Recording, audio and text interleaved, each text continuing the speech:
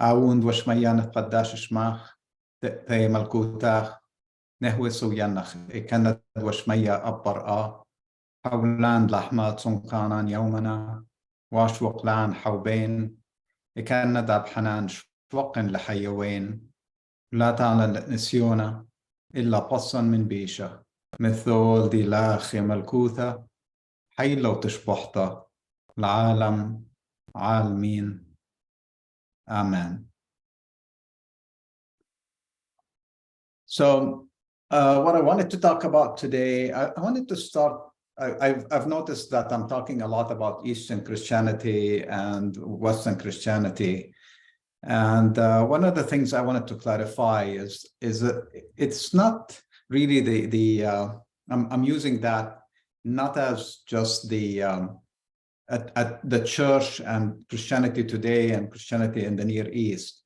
I'm using that term to differentiate between the early movement of Christianity, Jesus, his apostles and disciples, and then how it expanded eastward and the practices of that expansion, those first 300 plus years, 320 or so, before the Western empire, the Byzantine Empire, took the religion as a state religion and then started the expansion westward, and then became really the leading force in Christianity.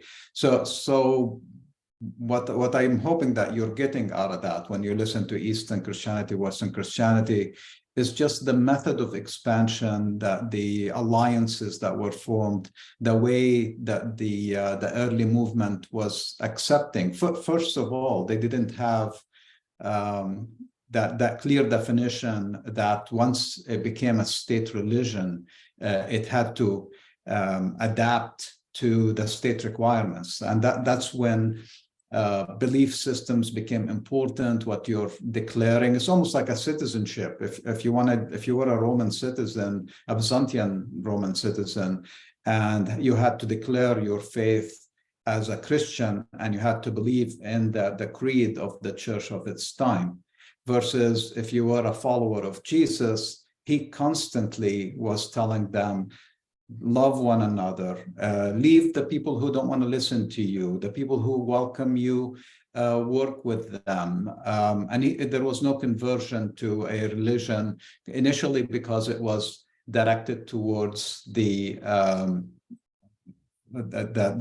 early followers were Jewish, and the very early followers after that, the early converts to the movement, not converts to a new religion, just adapting a new way of thinking about about God and about their own lives and how to interact. What was all based on behavior, love, acceptance, and then when they encountered other people who were going like, what you're doing is really cool, and you're good people, and you're helping everybody in the community, and you're good to your orphans and your widows and your pacifists. You're refusing to become a part of any military conflict with the occupying forces. I mean, there are really these good people living around, and other people who are not Jewish started asking that question. It's like, how can we join? And that's why we see in the early writings after Jesus is the debate internally. It's like, oh, how do you become a member in this movement? And initially they were thinking, okay, well, all of us were Jewish, we were circumcised, so therefore we're going to require everybody who joins to be circumcised, which became a deterrence. Like, I just want to be a good person and work with good people, and now you're asking me to do something that is more specific to a belief system. Same thing about like, oh, if you join us, then you can't eat, you can't continue to raise pigs and eat pork. But I just want to do the right thing and become a part of this movement and, do the right thing. Why would you kill my business and force me to change my eating habits? So that created that, that we see that in the book of Acts, some of the writings of Paul. It's like, how do we move past those obstacles? And luckily, mainly Peter and Paul eventually, and then all the disciples and apostles, the leaders of the church, wisened up and thought, yeah, Jesus told us to love one another, to be good to our neighbors, to do these things. He never really put an emphasis, and he challenged a lot of the religious structure that was there, like, people don't eat on the Sabbath, don't heal on the Sabbath, don't do this, don't do. And there's a lot of that writing about in the books of John and Matthew, about how Jesus constantly challenged the definitions that the scribes and Pharisees and Sadducees were putting on the people, about how to practice even the Jewish religion. So because of that, the early movement then started allowing people without, they made the decision, you don't have to be circumcised to become Christian. You don't have to stop eating whatever food you're eating to become a follower or a part of this movement. And that's how they started spreading. So that's what I mean by, that's the early church, the early Eastern church, that started from the Jewish movement, had no name, just followers of the Nazarene, the guy from Nazareth. And they grew and grew, and you can see how that could be attractive, especially with low barriers to entry into this. It's like, all I have to do is be good. Yes, all you have to do is be good. And if I screw up, well, lucky for you, Jesus had this awesome system called repentance, which is turn back to God. So quit whatever is you think is you're messing up, and turn back to God's way, and then start behaving well again. And Jesus had a very realistic expectation of his followers. He said, if you mess up with the law of the land, whatever area you're in, whether it's the Romans and their rules, or the religious authority and their rules, whoever has control, then if you get in trouble with that law, then you're going to be facing that. It has nothing to do with God. It has nothing to do with my teachings and being a good person. You're now dealing with a worldly system that has a totally different set of laws. The good thing, the promise that Jesus had for the followers, is that if you're good, if you do not get into fights, if you don't end up in the court because of minutia between you and your neighbor or you and your family, if you do all these things and constantly behave out of goodness, the likelihood of you ending up in court or ending up being forced to do something you don't want to do are very low. And when you do them, you just kind of, when you get stuck in that situation, like him advising them to, if the Romans were pushing you to carry stuff for the military, and serve them in one way or another, just go for it. Say, yes, I'll do it. And if you want me to do more, I'll be happy to stick around and do more. And often those non-resistance methods kept people from getting, pushed in a direction they didn't want to be pushed. So that's the genius of Jesus, and that's the genius of the early movement, is that low barrier to entry, low barrier to joining. And then Dr. Errico this past week, when he was talking, he was mentioning how churches were centers of celebration. And from my own background, when I grew up in Abu Dhabi mainly, during those few years I spent there, I saw a lot of people who came. Abu Dhabi attracted a lot of people who were looking for work, a better life, similar to how the US was or is still a place where you came. There was economic opportunity. The government was open to having people from all nationalities show up, all religions. And what I noticed, that when I went to the church, it was a massive mix. I think the churches today have like maybe 5-7 services on Sundays, because they have people from Sri Lanka, India, the Middle East, the Mesopotamia, Chaldeans, Assyrians. So they do a lot of services in different languages and so forth. What was neat about the services that I attended, especially around the holidays, is that the people came there and they would bring their musical instruments in the trunks of their car. And as soon as the service was over, they broke into song and dance and celebration. And you could tell that was like a tradition that came with them from their villages as they migrated from Syria, Lebanon, Jordan, Iraq, Palestine. And throughout their journey, that was the tradition that they grew up with. My dad told me a lot of stories that when he grew up as a young boy in Palestine and eventually in Lebanon, that was the tradition. You went to church to celebrate. And more than that, what Dr. Erica was talking about this past week is it was also a place where it was less about the ritualism, and it was more about a meeting to discuss what the early movement was going through. And then they planned, how to, send and support people who wanted to move to somewhere else, to enlighten people and let them know about the kingdom of God and the message of Jesus and the methods that Jesus taught them, how to heal, how to heal the society by working together and loving each other.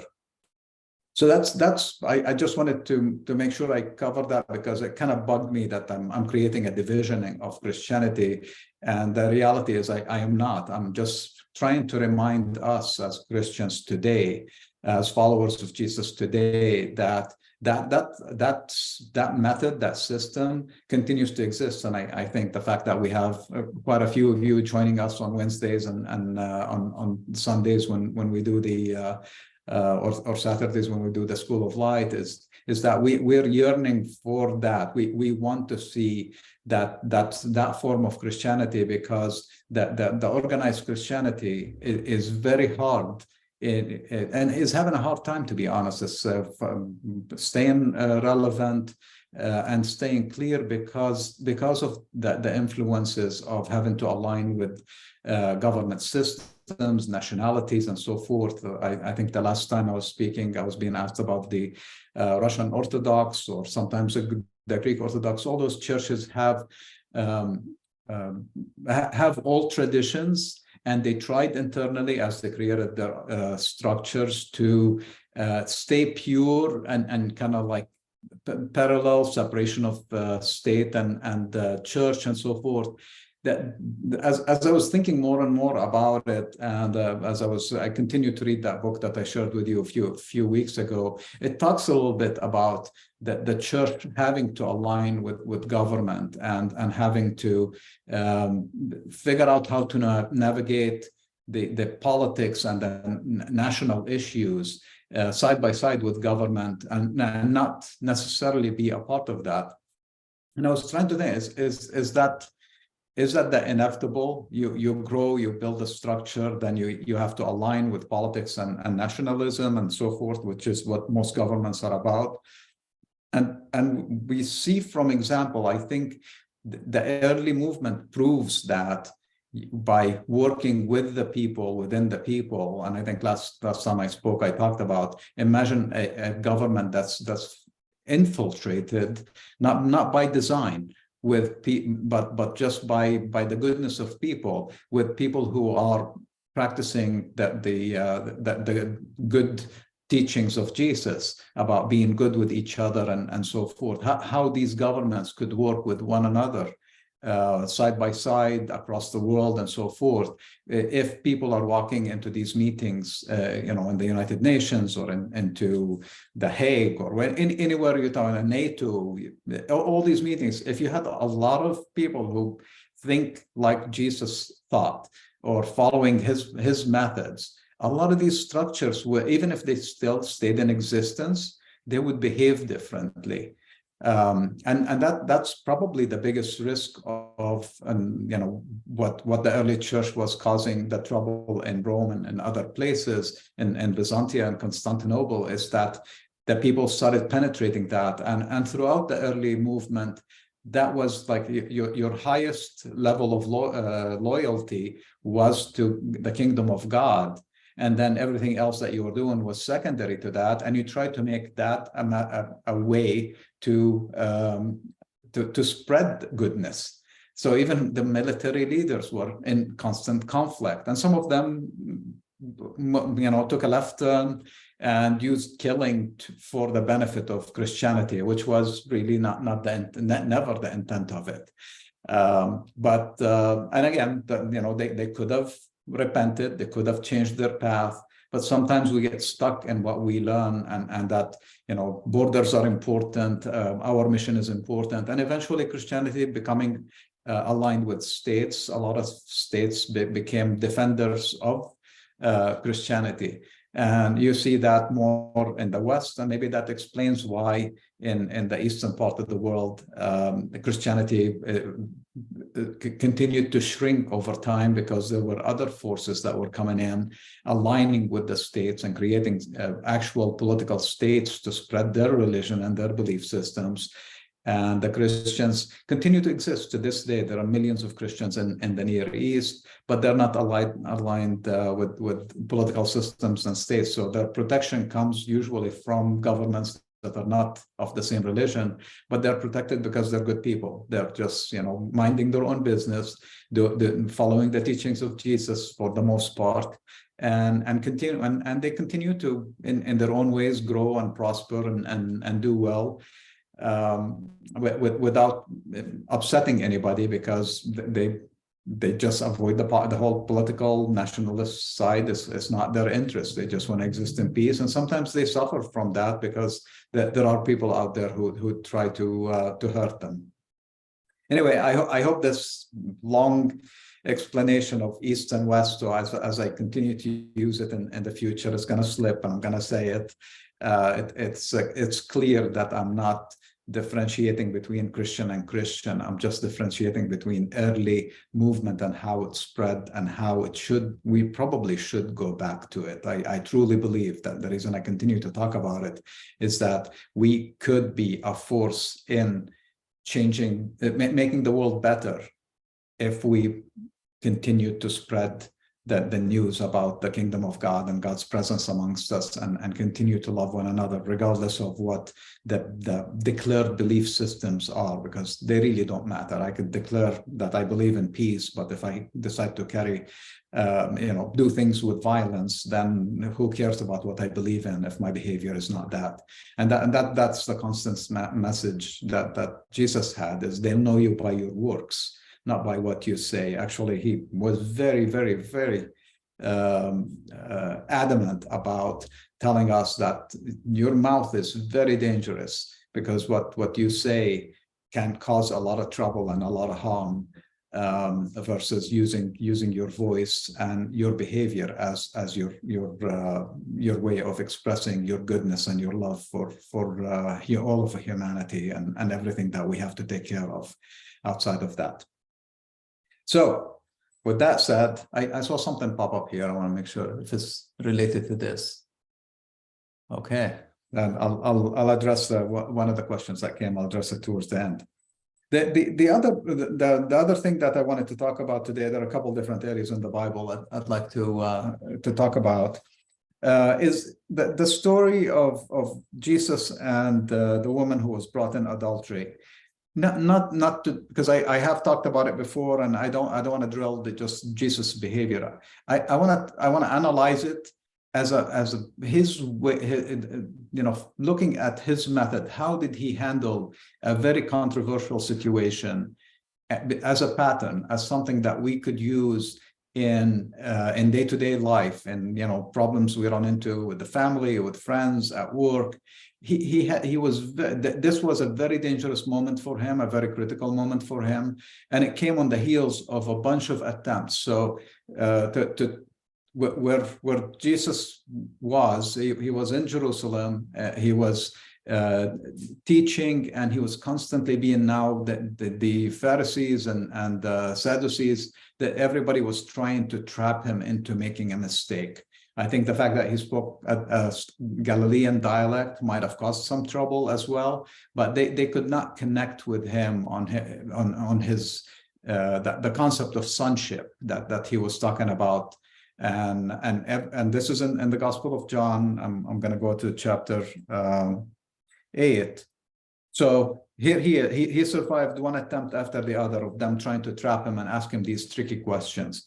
But then he went to the Mount of Olives, just outside of Jerusalem. And in the morning, he came again to the temple, and all the people were coming to him, and he sat down and taught them. So he's established himself as an authority in teaching, and people were coming to him. Then the scribes and the Pharisees. The scribes were the educated ones who there's a whole section that I hope to get to tonight, but if not, maybe next time. Brought a woman who was caught in adultery, and they made her to stand in the midst. And I think I've talked about adultery quite a bit. So this is probably a woman who was kicked out of her house without her divorce papers. And to support herself, she started, selling her services that way. And she got caught. They said to him, "Teacher," so now they're honoring him, "Teacher, this woman was caught openly in the act of adultery. Now, in the law of Moses, it is commanded that women such as these should be stoned. But what do you say?" Again, this is another entrapment. They have a very clear situation. Do you go with the law of Moses that a woman who commits adultery should be stoned to death? Or you creative new teacher, do you have something else? So he was in a position where he either condemns the woman, that the basic, the 50-50 decision. You either condemn the woman to her death right then and there, or you go against the law of Moses. So we get that a lot. Throughout my career, I've been in the like, do you say yes or no to whatever question is thrown at you? And there is always a little gray area in the middle that is hard to navigate. And in this case, Jesus knew that he was in big trouble, and he had just escaped a couple attempts on him. They were trying to trap him. And they said, and the writer of the Gospel of John tells us that they said this to tempt him, that he might have a cause to accuse him, that they might have a cause to accuse him. While Jesus was bent down, he was writing on the ground. So he did not jump into leave her alone or anything like that, or yes, go ahead and stone her. He took a breath and sat down and started doodling on the ground, kind of probably drawing circles or something, trying to think like, how do I get myself out of this? And at the same time, do the right thing. And that was fundamental to him. When they were through questioning him, he straightened himself up and said to them, so this is the brilliant response, "He who is among you without sin, let him first throw a stone at her." So he knew their religious background. He probably knew a few of them because they've been chasing him for a few days. And he took a situation where he was fully trapped, and instead of focusing on the woman they brought him and trying to defend her, he put the burden on them to come up with the judgment. And instead of judging someone else, which is part of his method, it's throughout his teachings, is first you have to look at yourself. You have to hold the mirror to yourself. And if you think that you're perfect, then you can start passing judgment on others, because you're coming from the same place that he told us, like in the Gospel of Matthew, be all-inclusive or perfect. Gemira is the Aramaic word for it. So be all-inclusive or perfect, like God's judgment is always perfect. So in this case, God loves his children. He loves this woman regardless of what she's done and what she's been accused of. And to be able to save her, he carried the mirror and put it in front of all the people who were accusing her and said, if you are perfect, if you have no sin, then go ahead and throw the first stone. And then he went down and started doodling again in the ground, not looking at them, not trying to confront them. He just let them now do their own thinking. And so, and again, he bent down, he wrote on the ground, so it's doodling on the ground. And when they heard it, they left one by one, beginning with the elders. So the wiser ones figured, okay, our thing backfired. We lost this argument, and they walked away. And the woman was left alone in the midst. When Jesus straightened himself up again, he said to the woman, "Where are they?" So he didn't even watch them leave. He just looked down and started drawing this. Because if he would have looked them in the eye, they would have wanted to talk to him more. They would have wanted to ask, like, what do you mean by sin or whatever? He just left them totally reflect on that. I think that this method of acting, of behaving and solving a problem that could have escalated into probably his death, her death, or something else, some form of violence. He just stayed true to himself, took a chance, because he could have been down there and one stone could have hit his head instantly if one of them thought, my sins are not as bad as hers, and I'm going to throw a stone. He could have been caught in the middle of that thing and probably got killed in the process. And so not only did he do that, when Jesus stood himself and said to the woman, "Where are they? Did no man condemn you?" She said, no man, Lord. So she knew his authority as well. Jesus said, "Neither do I condemn you. Go away, and from henceforth, from now on, do not sin again." Do not make this mistake, because they're out there to get you. So what a genius in a moment like that.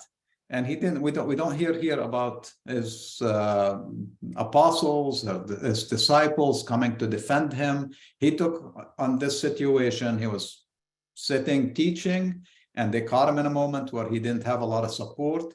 He had to solve the problem on his own, and he totally diffused the anger, diffused the situation, and stayed true to his teachings and his love for humanity, and especially for women, because he talked about women and divorce multiple times, and he knew that this, that it's a symptom. It's not a root cause. That the society was not taking care of these divorced or women that should have been divorced and were not. Were not given their paperwork, so they were thrown out to fend for themselves.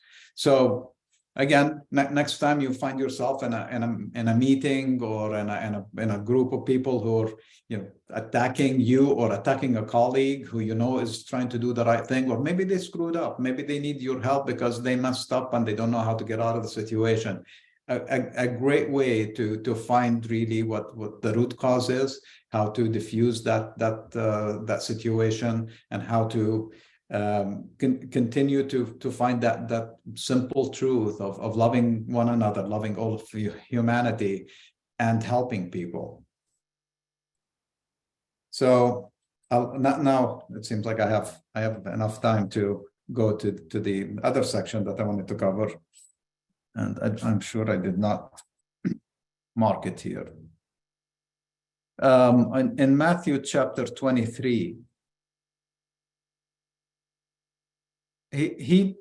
and this is kind of like aligned with more of what I began today about authority and structure and so forth.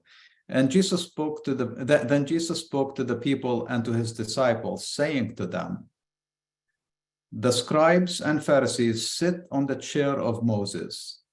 Therefore, whatever they tell you to obey, obey and do it, but do not do according to their works. For they say and do not. And they bind heavy burdens and put them on men's shoulders, but they themselves are not willing to touch them, even with their fingers.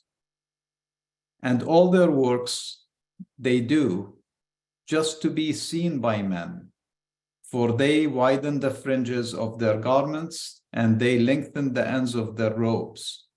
And they liked the chief places at feasts, and the front seats in the synagogues, and the greetings in the streets, and to be called by men Rabbi or Rabbi.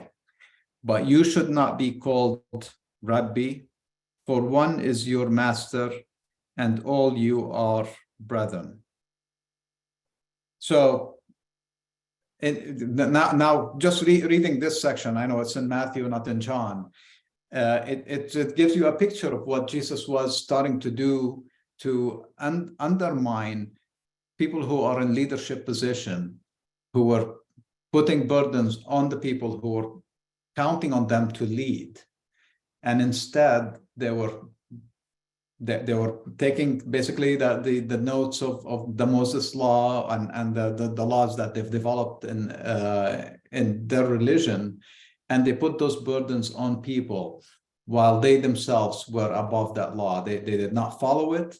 They were constantly in arguing against each other, and against anybody who was not a part of their movement. And they were always finding ways to put more burden, more taxes, more things on people to do. They buried the people with especially around the time of Jesus. He was like, this is, the religion is supposed to free us and make us feel good. And the religion at his time, his own religion, Judaism, was absolutely a complete burden on top of all the stuff that they had to deal with the occupation, the Roman occupation, and the intertribal problems and the interracial problems that were there. So religion, instead of being the light and helping people, the authorities of the religion were pushing a totally different agenda and becoming burdensome on their followers. Now you can, just this little paragraph, that's what he was teaching the people who were following him, tells you why the Sadducees, and because they were listening to that, the Pharisees and Sadducees and the scribes were hearing what he was saying, and they knew that he's very dangerous because he is trying to. But he what did he advise? He said, do the things they tell you to do, because if you don't, they'll come down hard on you with the law, and then you'll owe them sacrifices, you'll owe them money for the temple, you'll have to pay all these things. You might be excommunicated from the group, which then exposes you in your society because you don't have that protection anymore. If you look really into how this affected them, the groups, these groups, the temple-based groups, were aligned with the Romans. So back to the churches and the state, they built enough structure, and they had enough authority, and they had guards, and they had the taxation system and money, and they were a big business. That the religion was a big business, and it was aligned. They shook hands with the authorities. They shook hands with the Romans to protect their interests, and the price was heavily paid by the little people that followed that religion. And that's why once you build that structure, and once you have churches, buildings to protect, and sources of income, and religious authority that is their job is to manage the religion, and that's what we don't see. Jesus, when he was walking from village to village, and somebody asked him, it's like, hey, can I follow you? He's seeing people with him. He's seeing some of the people are probably carrying baskets of food, maybe a little bit of sleeping, clothes or something to put on the ground. So he thought, man, I joined this religion and I'll be, in good shape. Hi, Rabbi. So here comes Jesus telling that. He told them, yeah, I don't know.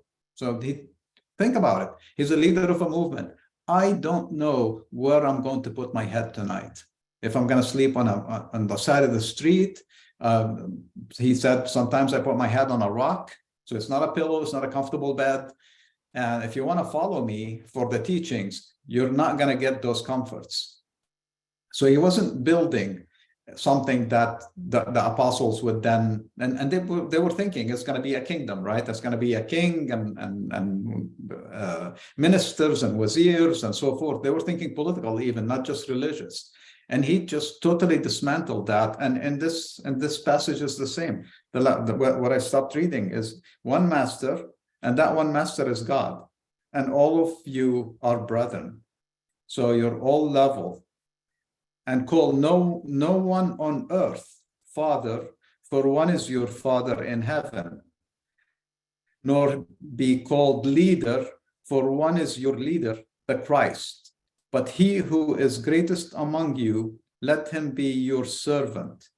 For whoever exalts himself shall be humbled, and whoever humbles himself shall be exalted. Woe to you, scribes and Pharisees, hypocrites! For you embezzle the property of widows with the pretense that you make long prayers. Because of this, you shall receive a greater judgment. Woe to you, scribes and Pharisees, hypocrites! For you have shut off the kingdom of heaven against men. For you do not enter into yourselves and do not permit you and do not enter into it yourselves and do not permit those who would to enter.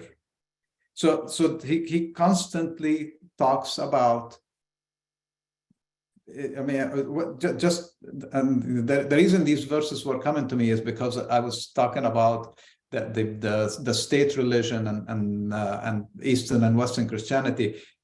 This tells you the form of the religion that he was setting up, all about service, all about no hierarchy, all about collaboration, and all about being very smart and not getting in trouble with the authorities.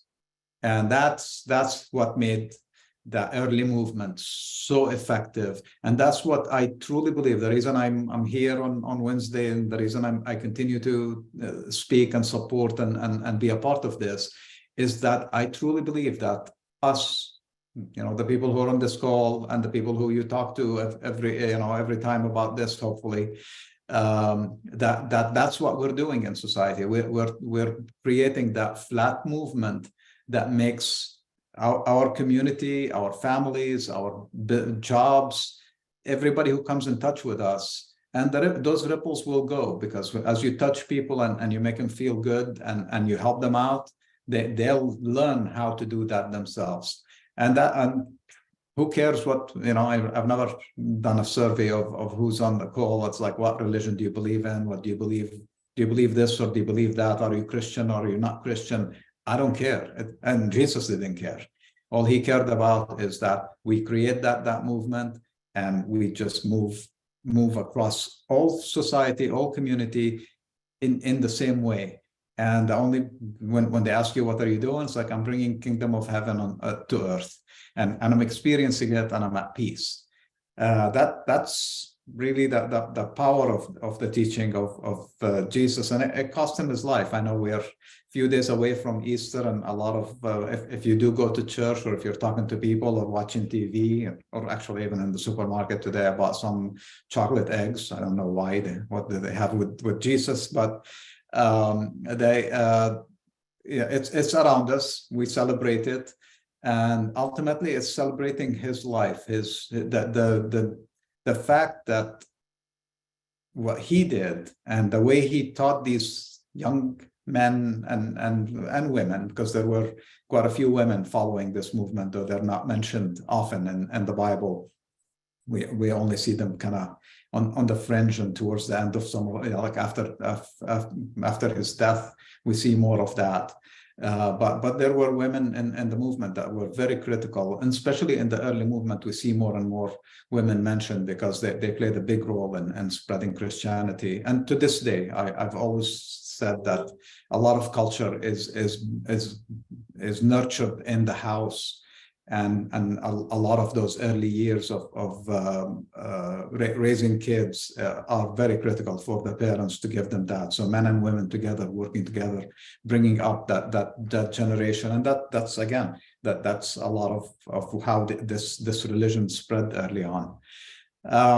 So he gave us this, and it spread beautifully, and it can continue to spread through our work. And I hope that as we reflect on this time of year, the time of remembering how finally those young men realized he wasn't talking about hierarchy. He was not talking about who's going to sit on my left and my right.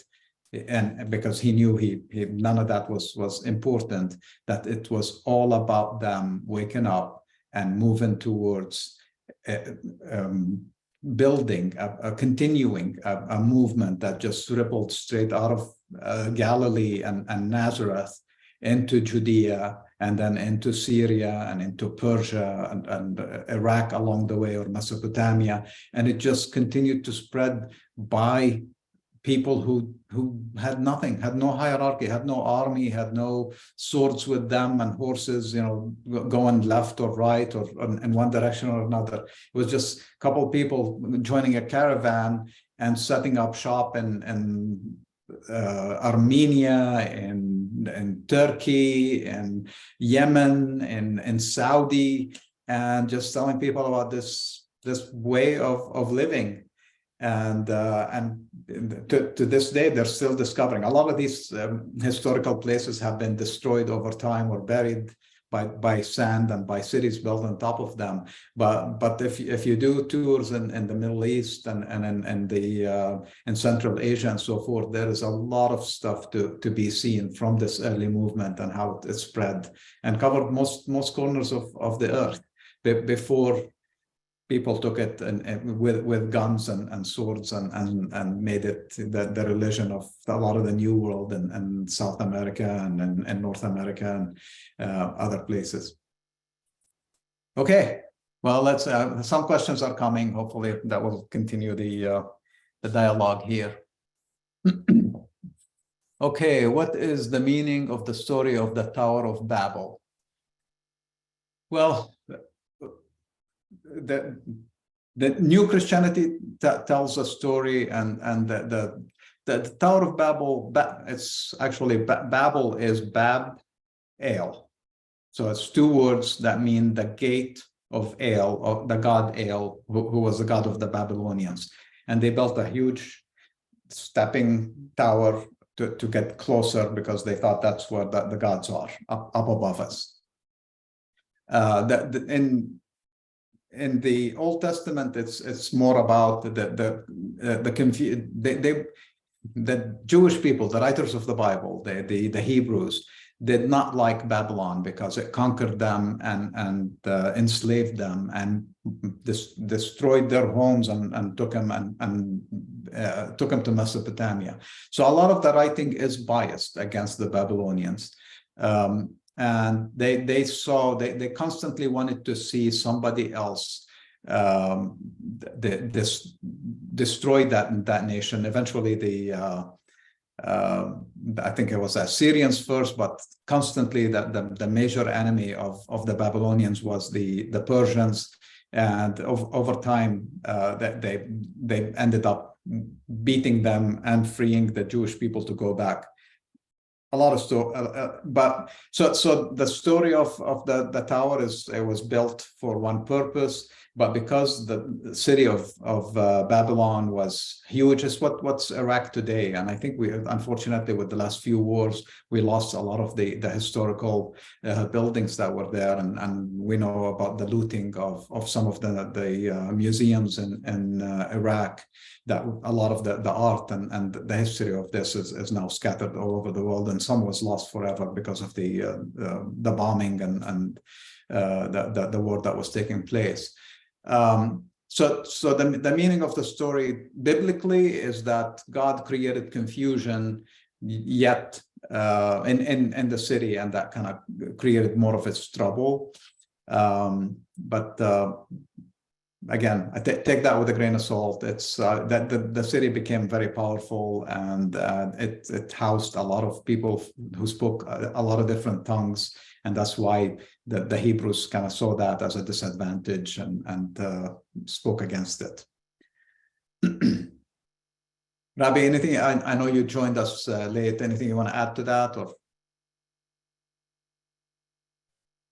Rabbi has taken a break, and I honor that.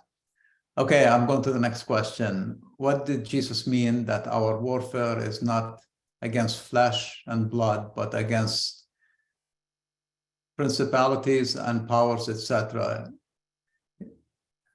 It seems that it is flesh and blood that we have to deal with. Can you share what you're referencing? Because I don't remember Jesus talking about warfare, unless you're thinking that's when he was predicting with his death, that things. I mean, he predicted one of his very. I think it might be his only prophecy is that he predicted that if that region where he was going, the Romans are going to be fed up with these revolutions and these messiahs, because that's the other thing about him not wanting to be called the Christ or the Messiah, is because it was also a political title that a lot of Jewish rebels took on. And as soon as the Romans heard of a Messiah, they knew that they're trying to bring the political kingdom of David and fight with them. And so he knew that some group of, not his followers, were going to carry swords and continue to resist in a military way. And because of that, Romans are going to be fed up and they're going to destroy that. And that came through the year 50 AD, where the temple was annihilated and the Jewish people were scattered again, away from having a center in Jerusalem.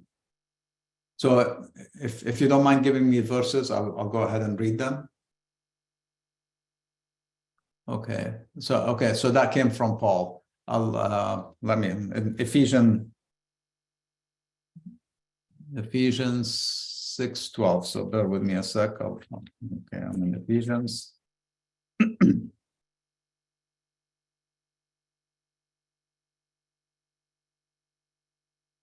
For your conflict is not only with flesh and blood, but also with the angels and with the powers, with the rulers of the world and darkness. Okay, I'd have to go back to what he was talking to. Okay. Yeah, again, this is Paul, so it is not Jesus. And he was, I think he was predicting along the same lines. It's like, stick to the goodness, and if you get away from it, be strong in the Lord and the power, put on the whole armor of God, and you'll be able to stand against the wiles of the devil.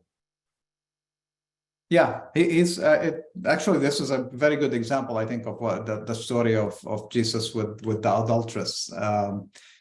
He was saying, stick to spirituality and don't play the game with the authorities, and you'll be safe. He's giving them the same advice. I'll look more closely at it, and if there's anything else, I'll talk about it next time.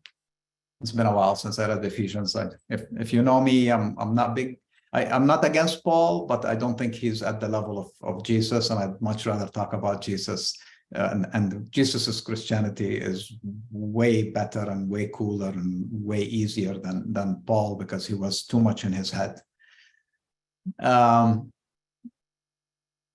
Is there any place in the Bible that says Jesus came to start a new religion? Not according to Jesus. According to the early followers, I think maybe they felt that there is there is something here that's different.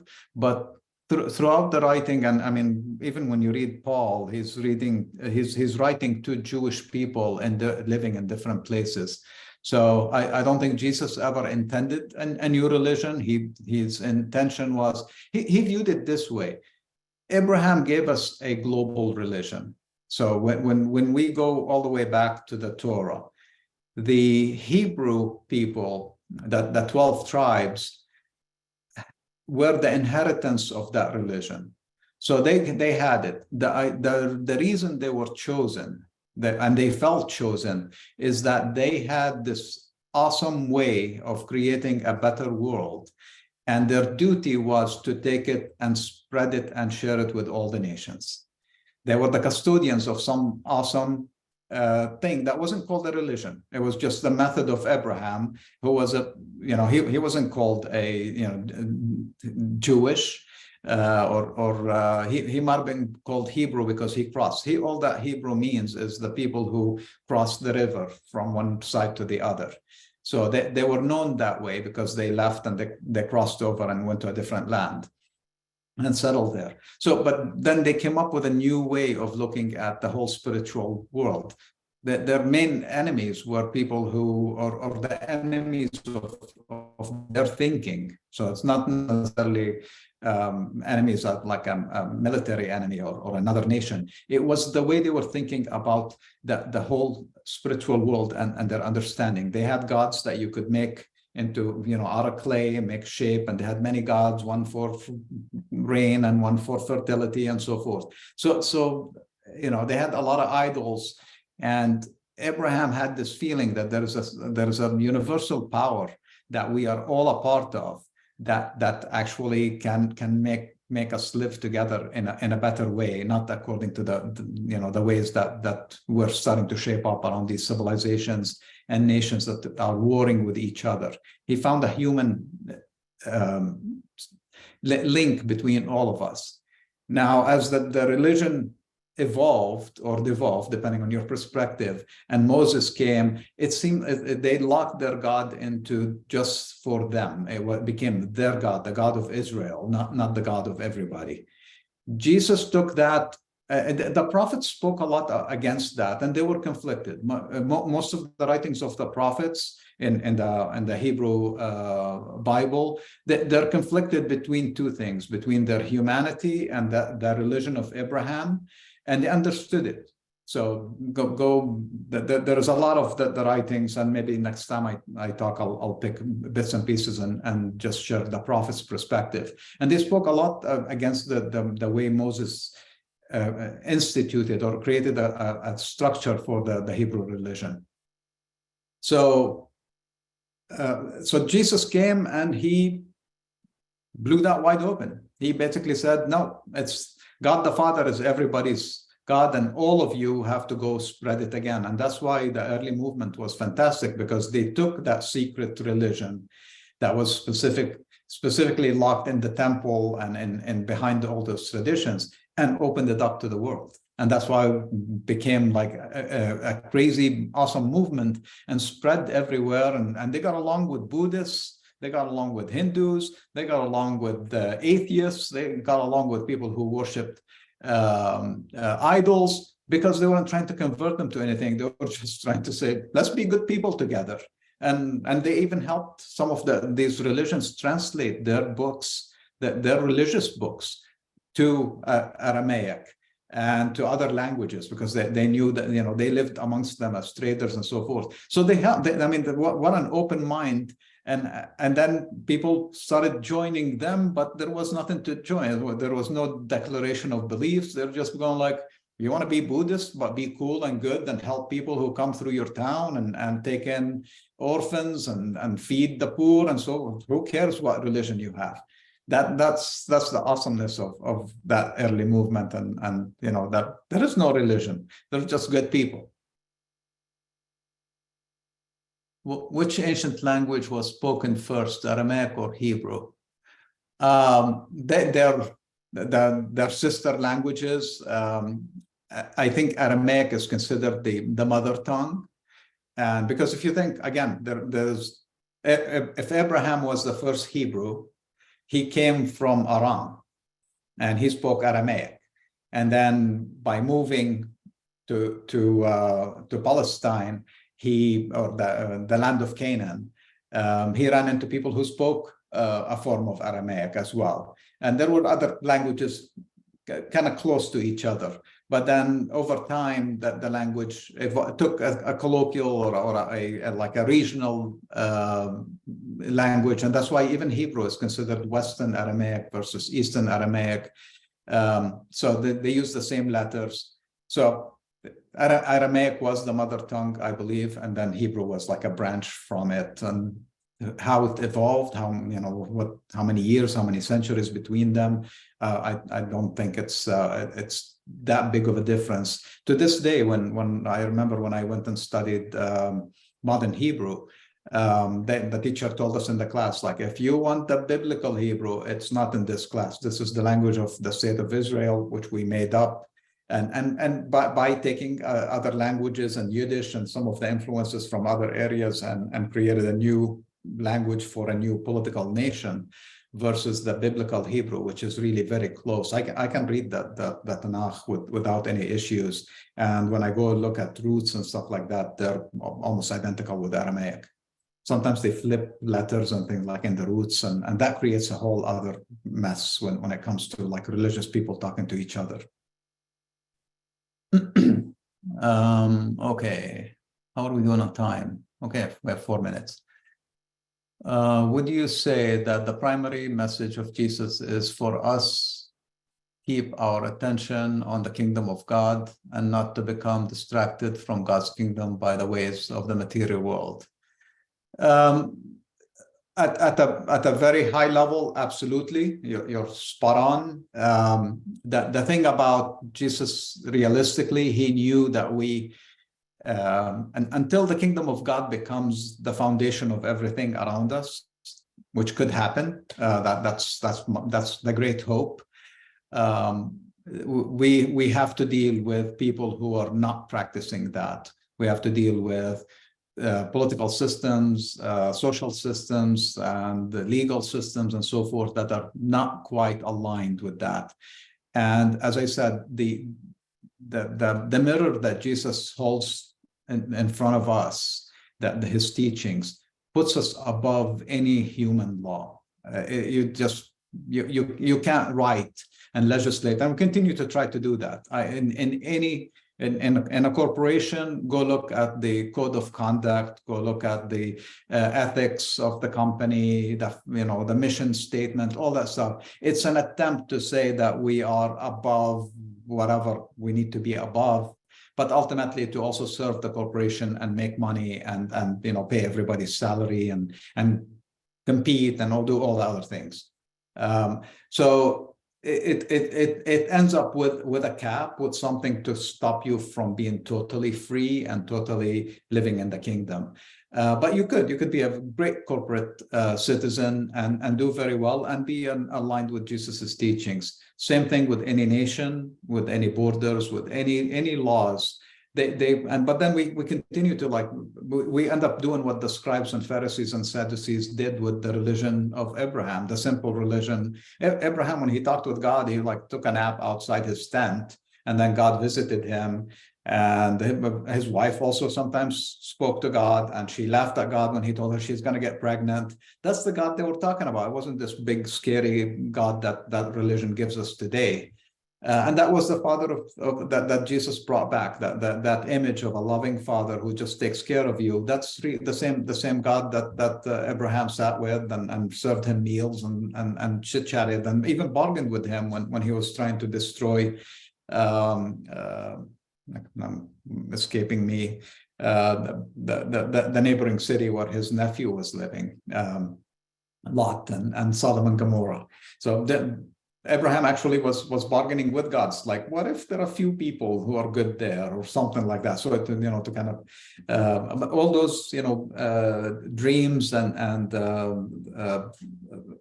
visions that Abraham had are the ones that the prophets had, are the ones that we continue to have today, as we can commune and talk to God when we have a need, and when we actually sit and meditate and be quiet and listen to God's thought.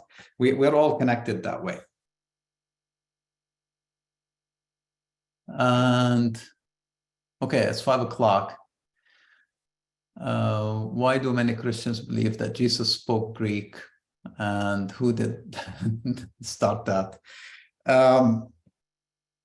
Western Christianity, they found some of the early writings, and I thought, and Dr. Errico and I both talked about how people in the East, when they have a holy book, they tend to discard it by burning it if it gets soiled, because all the languages that the Aramaic, Arabic. They do that to this day in Islam.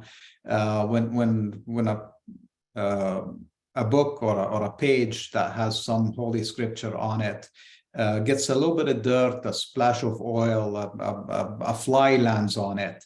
You put a little dot above, below, a little scratch, it changes the whole meaning of the word. And because of that, a lot of the early writings, I believe, were destroyed, plus persecution. And so when they found libraries of these books, they destroyed them. So there are more recent versions of the Bible. I think that the oldest available New Testament in Aramaic and in Greek are like days apart or years apart.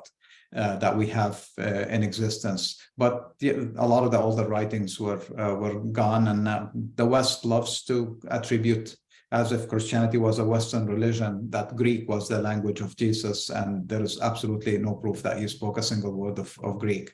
Paul did know Greek, and some of his writings are available in Greek, but he wrote also, as I said, to Hebrew and Jewish communities. And they talked to them about our forefathers and David and Moses. If they were really the people of that town, the actual Greeks, he would not mention those people to them. So anyway, we can talk more about that next time. Really appreciate your spending the time with us. Appreciate your support, and have a wonderful rest of your week. And we'll see you next week.